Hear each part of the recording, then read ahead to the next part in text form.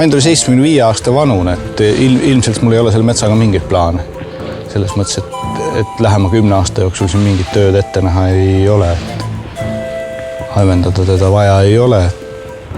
On isegi liiga õe. Ja uuendusajaks on noe. Männil võiks ta olla kuskil ikkagi 90-100 aastat vana. Tegelikult võtad nii nagu on. See metsaga, muidugi on metsasid keerulisemaid ja on lihtsamaid, et kus on palju puuliike ja tihe põõsastik all, et kus ei näe neid mõõtmisi teha, on keerulisem. Ja tegelikult ongi pea väsib kiiremini kui jalad üldiselt selle tööga. Et õhtuks on ikka siuke tunne, et ei taha enam ühtegi puud näha. Ta on siuke üksi metsas kõndimise amet.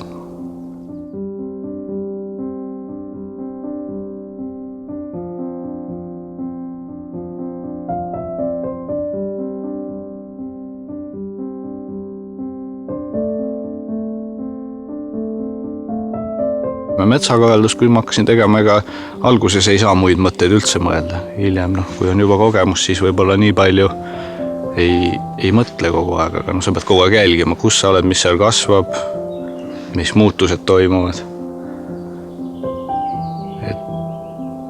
Ongi, eks alguses on seda niisugust enesekindlust vähem, et siis mõõdad rohkem ja käid ja vaatad ja nuputad.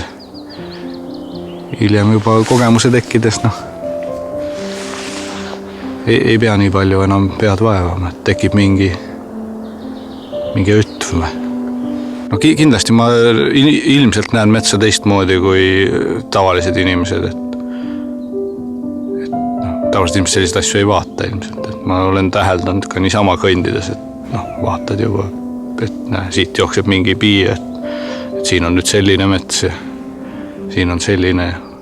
Kui kuskil on ikka tihnik, siis mõtlen, et miks siin ei ole aemendust tehtud ja materjal kaotsi läinud. Seda ikka öelnud, teised inimesed maksavad raha selle eest. Mulle makstakse palka. Saab metsas jalutada.